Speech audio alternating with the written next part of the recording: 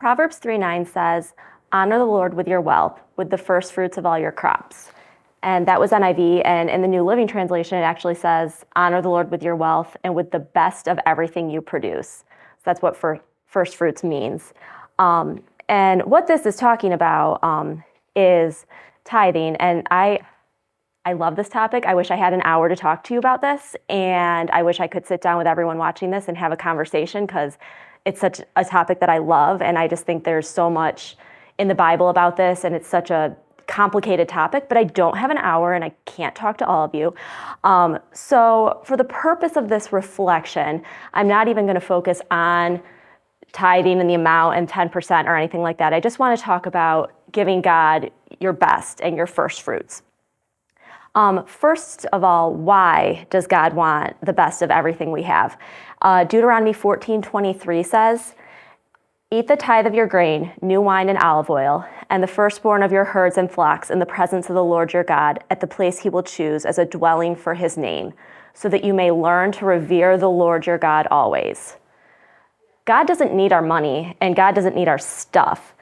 But as this verse in Deuteronomy said, by giving him the best of our wealth, our first fruits, we are showing him that he's a priority. Matthew 6:21 says, "Where your treasure is, there your heart will be also." So I think of giving as a tangible way to show God that we trust him and that we prioritize him. And it's a form of worship. It's a beautiful thing. I have a quote from Billy Graham, who is so much smarter than me.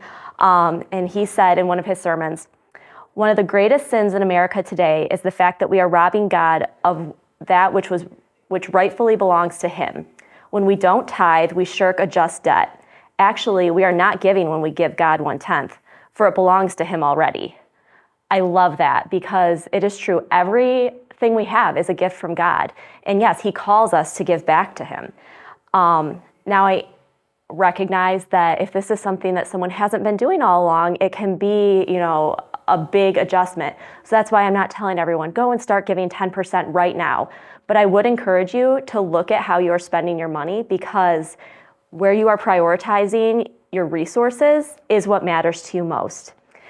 And like I said, showing God that we trust him and worship him. When we show someone that we trust them and that we prioritize them, that's how we're able to build a deeper and more intimate relationship with them. And giving to God is a way that we can do that with him too.